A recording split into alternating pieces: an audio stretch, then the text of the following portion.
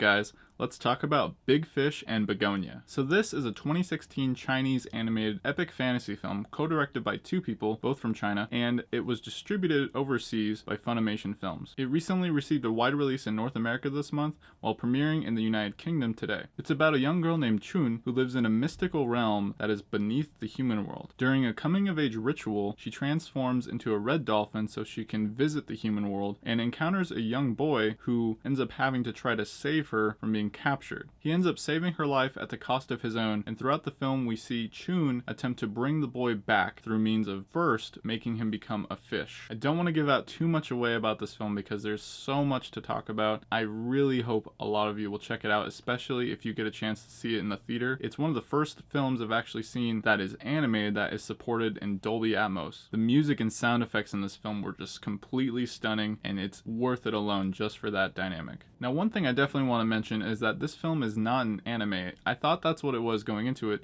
but then I realized it's not from Japan. It is a Chinese film, so therefore it is very similar in style and the overall look, but not quite anime. The best I can compare it to is Avatar: The Last Airbender in terms of animation style, and it's from the same studio that brought us Legend of Korra. Now, one thing that is really special here is that this film took at least 10 years to make and get off the ground. The creators put so much time and effort into this film, and they really wanted it to sort of be the Spirited Away for China. Only time will tell if this film garners enough recognition to really become that highly praised. But what this film definitely achieves is grabbing hold of you emotionally and giving you these characters that you really invest into. Some of the best scenes and moments are where we get to see little glimpses of the magical powers that all these characters have. It's never fully explained how they got them or why, but it's very interesting and makes for some gorgeous, fantastic moments. Another huge thing from a technical perspective, this film was done in hand-drawn and CG animation, but it was also presented in 2D and 3D formats. I ended up seeing it in English with voice actors like Johnny Youngbosch, who does a great job here,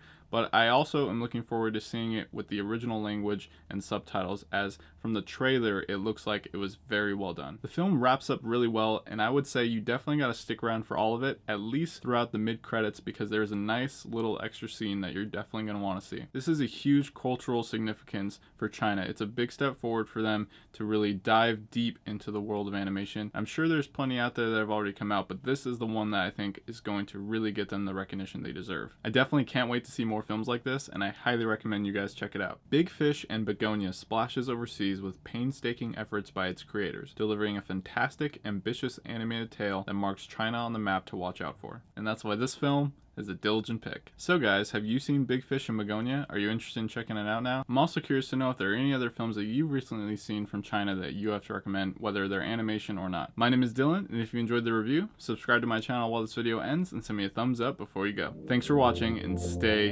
diligent.